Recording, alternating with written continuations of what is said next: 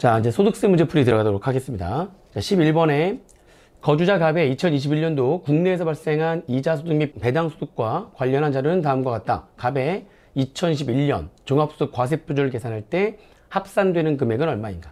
단 자료에 언급된 것 이외에는 모두 적법하게 원천징수가 되었고 모든 금액은 원천징수세액을 차감하기 전의 금액이다. 주어진 자료 이외에는 고려하지 않는다. 종합과세가 되는 이자소득 및 배당소득에 대한 금액을 물어봤거든요. 이제 무조건 종합과 조건부 종합을 합해가지고 2천만 원 초과하는지 여부를 먼저 따져봐야겠죠. 문제 자료 안에서 이렇게 동그라미 치면서 하시면 됩니다. 1번에 을에게서 받은 비영업대금의 이익 원천징수 되지 않았대요. 이거 이제 들어오죠. 들어오고 옆에다가 무조건 종합. 만약에 조건부 종합과 무조건 종합의 합계 금액이 2천만 원 이하라면 무조건 종합만 종합과세 될 거기 때문에 표시해둬야 되겠죠. 그 다음에 주권상장 법인 A로부터 받은 현금 배당금, 일반적인 배당금이죠. 일반적인 배당금, 조건부고요. 배당은 언제나 그룹수업 대상인지를 따져보셔야 되는데 일반적인 배당은 그룹수업 대상이니까 그룹수업 대상일 때는 꼭 표시. 그 다음에 세 번째, 비상장 내국법인인 중에서 B가 자기주식 소각이익을 자본주의에 했대요. 2021년도 5월 1일 날. 그에 따라서 2021년도 7월 1일 날 갑에게 무상주를 교부를 했대요. 세법상 수입 시기 현재 갑이 교부받은 무상주의 액면가액은 300만 원이고 시가는 600만 원이래요. 그 무상주 액면가액은 300, 시가는 600. 근데 주식의 소각일이 2018년도 1월 5일이고요. 소각 당시에 자기 주식의 시가는 취득가액을 초과했대요. 그러면 지금 자기 주식 소각이익의 자본 존입으로 무상주를 받았을 때에는 둘 중에 하나에 해당이 하지만 의제배 해당이 되는 거잖아요. 소각일로부터 2년 내에 자본 존입하거나 소각일로부터 2년이 지났다 할지라도 소각 시의 시가가 자기 주식의 취득가액을 초과하거나 소각은 2018년도 1월 5일 날 했고요. 소각은 소각일로부터 2년 지난 다음에 지금 자본 존입을 했죠. 소각은 2018년도 1월 5일, 그 다음에 자본 존입은 2021년도 5월 1일. 그렇지만 소각 당시의 시가가 취득가액을 초과했기 때문에 예외적으로 의제배당에 해당이 되는 거죠. 그죠? 그래서 의제배당에 해당하는 거니까 액면가액이 의제배당이 되는 거고요. 액면가액 300만 원. 그리고 의제배당, 배당이니까 그룹수업 여부를 따지는데 예외적인 의제배당은 그룹수업 대상이 아니죠. 꼭 표시할 필요 없습니다. 자, 그럼 합계금액 1,300만 원, 500만 원, 300만 원. 합계금액이 2,100만 원 됐으니까 조건부 종합도 종합과세가 돼서 2,100만 원이 총수익 금액이 되는 거고요. 플러스 이제 그룹수업 금액 2천만 원 초과하는 금액인 100만 원과 그다음에 꼭 표시한 금액인 500만 원 중 작은 거에 11%를 곱한 금액이 그룹수업 금액이 되는 거죠. 그래서 종합과세되는 그룹수업 금액은 요거 100만 원에 11% 하는 거니까 11만 원, 2,111만 원이 종합소득 과세 표준에 합산되는 이자 배당 소득 금액이 되는 겁니다. 그래서 답은 2번이 되겠네요. 이렇게. 자, 그 다음에 12번 문제인데 12번 문제의 내용을 보니까 기부금 문제예요. 기부금. 그러면은 이 기부금 문제는 법인세도 그렇고 소득세도 그렇고요. 기부금은 실수 많이 하는 파트라니까요. 시간도 많이 걸려요, 생각보다. 저는 기부금 스킵입니다. 법인세든 소득세든 기부금 스킵. 그 다음에 13번으로 갔더니 13번은 또 뭐예요? 양도소득이네. 양도소득도 시간 좀 걸리죠. 그죠? 그리고 버린 사람들도 많고. 스킵. 괜찮아요. 10문제 정도 스킵해도 됩니다. 그래서 14번 갑니다. 14번에는 종합소득공제 풀어야죠. 종합소득공제는 그렇게 시간 많이 안 걸려요. 그죠? 종합소득공제는 시간 많이 안 걸리기 때문에 문제를 풉니다. 자, 14번. 다음 자료를 이용해서 거주자 갑의 2011년도 종합소득공제액을 계산하면 얼마냐? 단 소득공제 종합 한도나 조세특례제한법상의 소득공제는 고려하지 아니하고 주어진 자료 이외에 종합소득공제의 배제 사유는 없다. 자, 먼저 인적공제, 종합소득공제 물었으니까 인적공제. 자, 인적공제를 하기 위해서는 먼저 기본공제를 해야 되겠죠? 기본공제 대상자 표시를 해두면 됩니다. 본인 무조건 되고, 그 다음에 배우자. 배우자는 나이는 따지지 않고요. 소득 현황은 따지는 거죠. 총 금액이 400만 원이네요. 500만 원 이하. 별거 중이더라도 뭐 무조건 생계를 같이 하는 걸로 보는 거니까 배우자도 되는 거고요. 근데 부친 나이 되죠. 근데 사업소득 금액이 1,000만 원이나 되네요. 부친은 안 되죠. 근데 모친 나이 되고요. 작물 재배업에서 발생하는 소득 1,500만 원이 있는데 식량 및 곡물작물 재배업은 아예 사업소득이 아니고 식량 및 곡물작물 재배업을 제외한 작물 재배는 총수익 금액 10억 원까지는 또 비과세가 되는 거니까 과세되는 금액은 없다라고 보시면 되겠습니다. 그런 취지로 문제를 낸 거예요. 그래서 요 소득은 지금 없는 거고요. 나이 요건을 충족했으니까 모친도 기본공제 대상자가 되는 거고요. 장녀는 나이 요건을 좀 못했지만 장애인이잖아요. 장애인은 나이 요건 따지지 않죠. 그럼 충족한 거고, 그런데 소득금액이 200만 원이어서 안 되네요. 나이 요건은 안 따지는 건데 소득금액이 100만 원 이하가 아니기 때문에 안 되는 거고요. 장남 되는 거죠. 그러면 지금 가족 현황들 중에서 기본공제 대상자는 본인, 그 다음에 배우자, 그 다음에 모친, 장남 4명이 되는 거죠. 기본공제 4명, 한 명당 150만 원. 그래서 기본공제는 지금 600만 원 되는 거고, 그 다음에 이제 추가공제.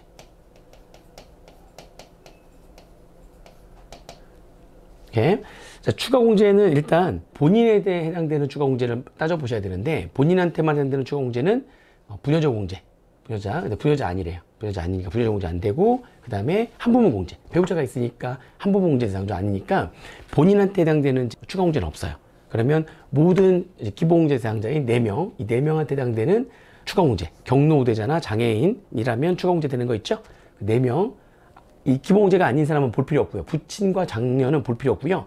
이 동그라미 친 요 4명. 요 4명 중에 장애인이 있으면 200만 원, 그 4명 중에 경로 우대자가 있으면 70세 이상자가 있다면 경로 우대 공제 100만 원씩 해주는 거죠. 중복 적용되고요. 본인 해당 사항 없죠? 배우자 해당 사항 없죠? 부친 볼 필요 없고요. 모친 75세니까 경로 우대 공제 100만 원 되죠. 그 다음에 장녀 볼 필요 없죠? 장남은 장애인이니까 장애인 공제 되죠. 그죠? 추가 공제 300만 원. 그래서 인적 공제는 총 900만 원 되겠습니다. 인적 공제. 자, 그 다음에 추가적으로 내용 보니까 거주자 갑이 지출하였거나 갑이 근무하고 있는 회사가 부담한 사항은 다음과 같다. 해가지고 국민건강보험법에 따른 국민건강보험료 360만 원. 그 360만 원 중에서 본인 부담분은 보험료 소득공제, 특별소득공제에서 보험료 소득공제, 국민건강보험료, 고용보험료, 노인 장기요양보험료의 본인 부담분은 보험료 소득공제를 받는 거죠. 지금 180만 원. 그 다음에 고용보험료도 본인 부담분이 50만 원이 있네요. 50만 원. 이렇게. 그래서 보험료 소득공제는 얼마예요? 230만 원. 이렇게 받을 수가 있는 거죠. 그리고 생명보험의 보험료는, 요 생명보험의 보험료는 이게 일반 보장성 보험이기 때문에 나중에 보험료 세액공제 대상이 되는 거지 소득공제 대상은 아니죠. 됐네요. 그러면은 종합소득공제는 인적공제 900만 원과 보험료소득공제 230만 원 합계 1130만 원이 종합소득공제 금액이 되겠습니다. 그렇죠? 보니까 1130만 원 1번이 답이 되겠죠. 1번. 자, 15번 문제. 다음은 거주자 갑이 2021년도에 주기사 A에 근무하면서 지급받은 급여 등에 관련된 자료다. 거주자 갑의 2021년도 총 급여액은 얼마냐? 주어진 자료 이해는 고려하지 않는다. 총 급여액 바로 해당되는 그 동그라미 바로바로 치시면서 표시하시면 되겠습니다. 비과세는 X 치고요. 급여 합계 금액, 연간 급여 합계액 총 금액 되는 거죠. 3천만 원. 연간 상여 합계액 1천만 원. 그 다음에 상여로 소득 처분된 금액 200만 원이 있대요. 주기사 A는 2021년도 3월 20일 날 2020년도 1월 1일부터 12월 31일까지 기한에 법인세를 신고하면서 입금 산입한 금액 중 200만 원을 갑을 귀속자로 하는 상여로 소득 처분했대요. 인정상여죠. 인정상여는 귀속 시기가 근로를 제공한 날. 그죠? 근로를 제공한 거는 2020년도이기 때문에 인정상여는 2021년도의 근로소득이 아니라 2020년도의 근로소득이죠. 그러니까 X. 4번. 연간 급여 및 상여 이외에 갑의 주식 매수 선택권 행사로 인한 이익 1천만 원이 있대요. 주식 매수 선택권은 주식회사 A의 100% 모회사인 주식회사 B 발행 주식을 대상으로 한 것으로서 2021년도 5월 5일 날 행사를 했대요.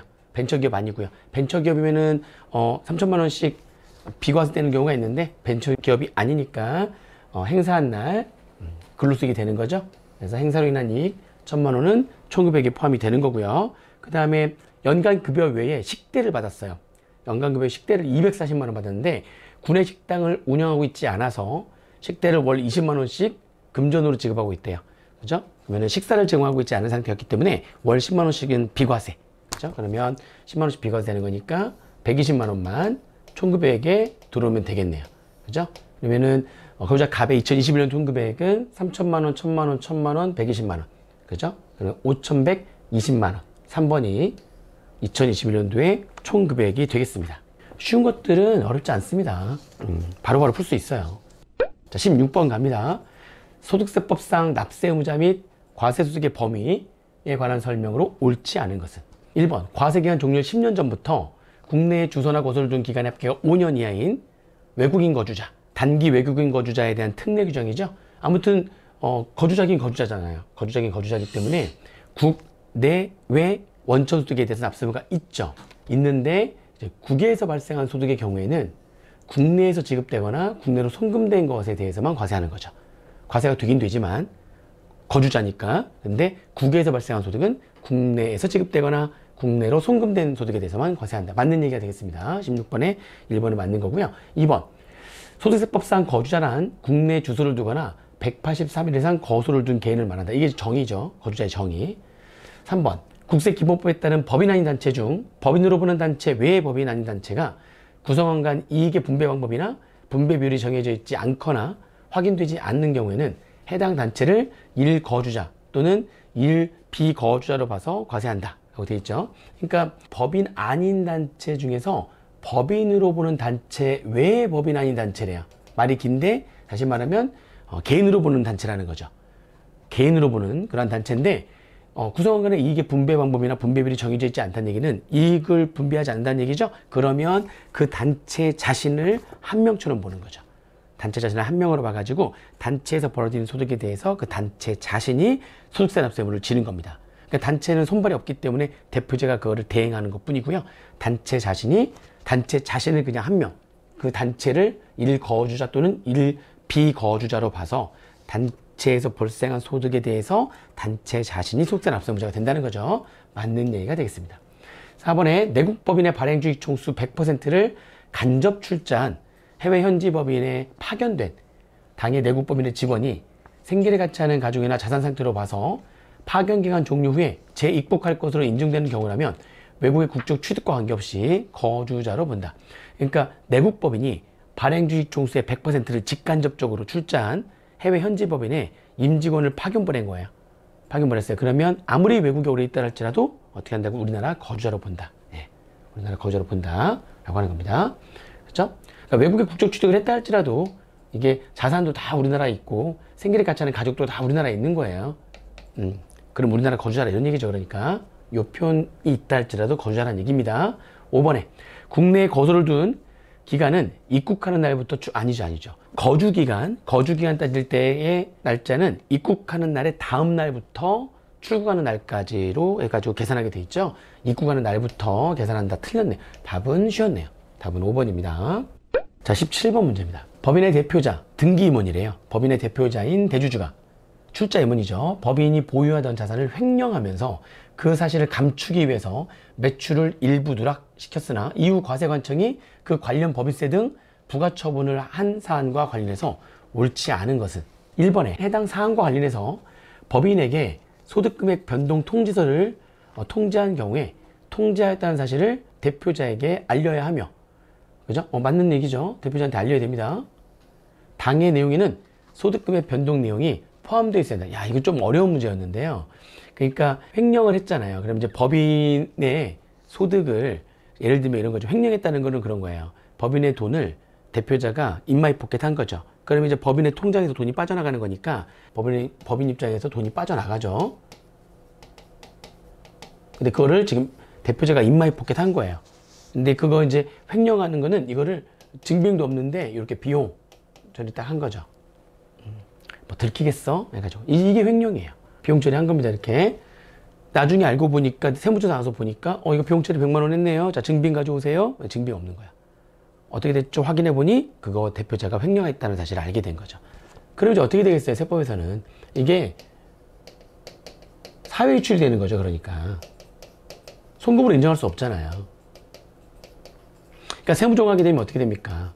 소금 물산입하고요. 사회 유출에 대한 차이 100만 원. 상대방이 출자 임원이니까 상형 이렇게 됐단 말이에요.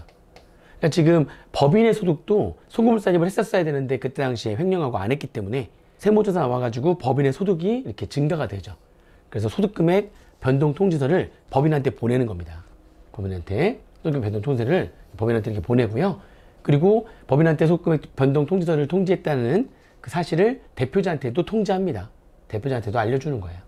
그죠? 그런데 여기 이제 조금 그 디테일한 내용은 뭐냐면 대표자한테 그거를 이제 알려는 줘야 되는 건데 그 소득 금액 변동 내용이 굳이 포함되어 있지는 않아도 된다는 겁니다. 소득 금액 변동 내용이 뭐 때문에 그렇게 됐다라고 하는 것까지는 대표자한테 알려줄 때 그 내용까지는 포함하지 않는다라고 하는 거예요. 조금 디테일한 내용이었죠. 이건 뭐 문제 나오면 풀 수 있을 것 같아서 읽어봤지만 쉽지 않았던 내용이네요. 뭐 이런 것까지 너무 디테일하니까 어떻게 다 알아요, 사람이. 그래서 뭐 이제 틀릴 수 있는 문제입니다. 이제 알아는 두세요. 아시겠죠? 아무튼 이렇게 해서 법인의 소득금액 변동 통지, 법인한테 법인도 지금 과소신고를 한 거니까 법인한테 소득금액 변동 통지서를 보내게 되면 그 대표자한테도 그 내용을 그대로 알려주는데 그 대표자한테 그렇게 알려줄 때의 그 내용에는 소득금액 변동의 내용은 포함하지 않는다. 아시겠죠? 그래서 1번이 틀렸어요. 좀 어려운 내용이었습니다. 2번, 해당 사안으로 법인에게 입금 사실반 금액이 상여처분됨으로써 소득금액의 변동이 발생함에 따라 대표자가 소득세를 추가 납부하여야 하는 경우에 해당 법인이 소득금액 변동 통지서를 받은 날에 속하는 다음 달 말일까지 추가 신고를 할 때에는 추가 납부를 하지 않아도 기한 내에 확정 신고한 것으로 본다. 그죠? 그러니까 이렇게 되면 인정상여로 나중에 이제 세무조사 나와가지고 인정상여로 나중에 이렇게 처분이 되는 거잖아요. 세무조사 나와가지고 인정상여로 이렇게 처분되면 법인세만 소금세 되는 것이 아니라 이거를 인정상여로 해가지고 대표자의 근로소득에도 포함되는 것으로 해야 되는 거기 때문에 소득세도 이거 몇 년 전 거 지금 세무조사 나온 거예요. 그 몇 년 전에 소득세도 대표자가 잘못 신고를 한 거죠. 소득세도 과소 신고를 한 거죠. 이거를 인정상여로 해가지고 신고 안 했을 거니까. 그죠? 이렇게.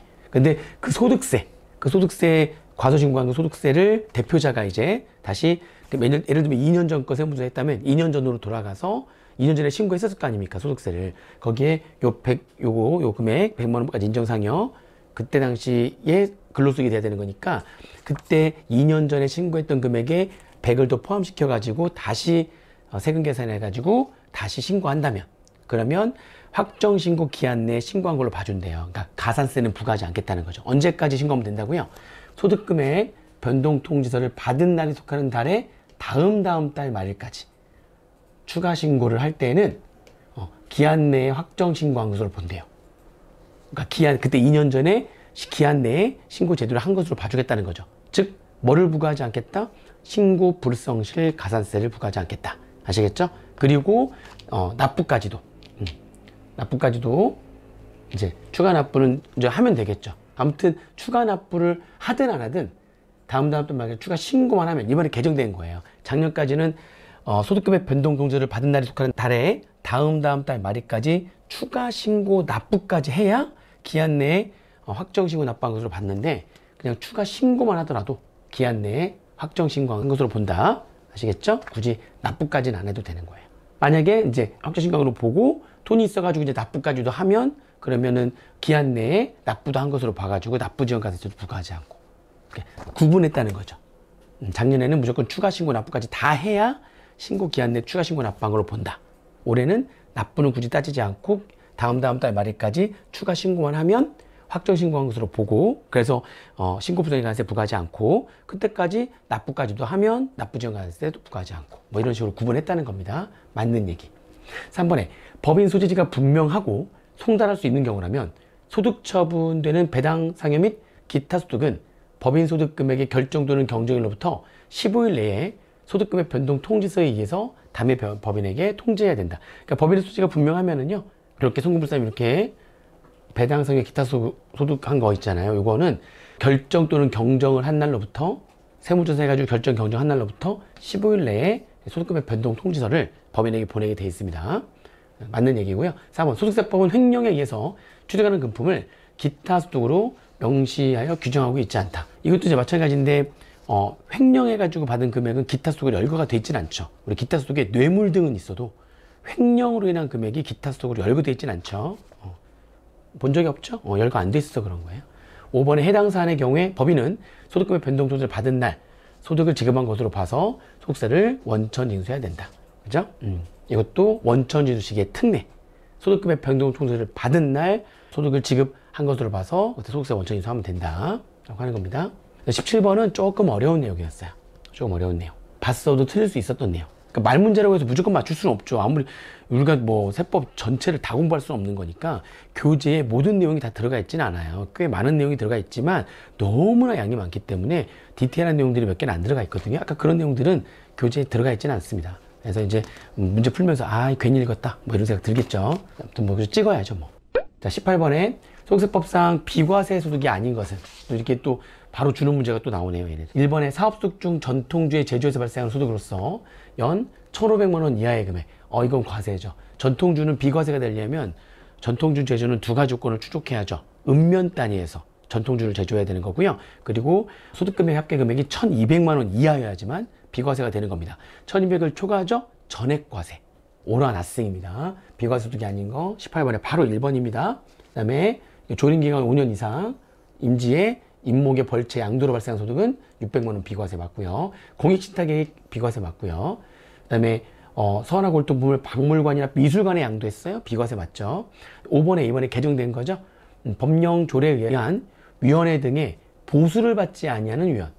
보수를 받지 아니하는 위원이 수당을 받은 거예요. 보수를 원래 받지 않는 걸로 되어 있는 위원인데 수당을 받은 겁니다. 그러면 기타 소득으로 하면서 비과세. 기타 소득으로 하면서 비과세 하는 걸로 해가지고 이렇게 들어왔어요. 아시겠죠? 19번 문제입니다. 소득세법상 기타 소득에 관한 설명으로 옳지 않은 것은 1번 법령에 기타 소득으로 열거된 항목이라 하더라도 사업소득으로 과세하는 것이 가능한 경우가 있을 수 있다. 사업소득이라고 하는 게 뭐라고 했어요? 우리가 이제 유형별 포괄주의가 이자, 배당, 사업까지. 그래서 본인의 영리를 목적으로 해서 계속적이고 반복적인 어떤 행위를 해가지고 소득이 발생을 한다면 굳이 사업이라고 굳이 열거되어 있지 않달지라도 사업소득을 할 수가 있는 거죠. 유형별 포괄주의에 사업소득도 들어왔으니까. 그래서 실제 판례도 하나 있었다고 수업 시간에 얘기했었죠. 그래서 기타 소득이 열거된 건데 근데 그거를 그 개인이 자기 본인의 영리를 목적으로 해서 계속적이고 반복적으로 해가지고 행위해서 소득이 발생했다면 사업소득을 과세하는 것이 가능한 경우가 있을 수 있습니다. 사업소득이 유형별 포괄주의니까.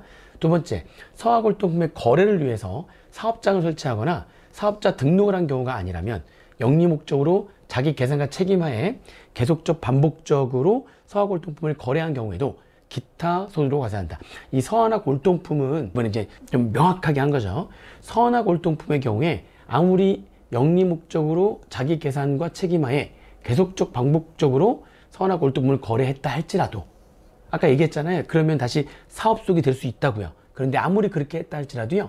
사업장을 설치하지 않았거나 또는 사업자 등록을 한 경우가 아니라면 사업장을 설치하거나 사업자 등록을 한 경우가 아니라면 그러니까 사업장 설치하지 않고 사업자 등록도 한 경우가 아니라면 그러면 기타 소득을 하겠다. 다시 말하면은 서하나 골동품의 양도소득도 사업소득이 될 수가 있는데 그러려면은 계속적 반복적으로 하는 것뿐만이 아니라 그 서하나 골동품의 거래를 위한 사업장이 설치되어 있거나 사업자 등록이 돼 있다면 그러면은 서하나 골동품의 양도를 한 소득도 사업소득이 될 수가 있는 겁니다. 근데 그게 없다면 안 된다는 거예요. 아무리 계속적으로 한다 할지라도 서하나 골동품의 양도소득은 사업장에 설치되어 있지 않거나 사업자 등록을 하지 않은 경우라면 기타 소득을 한다. 이번에 개정돼 가지고 명확하게 된 규정이다. 아시겠죠?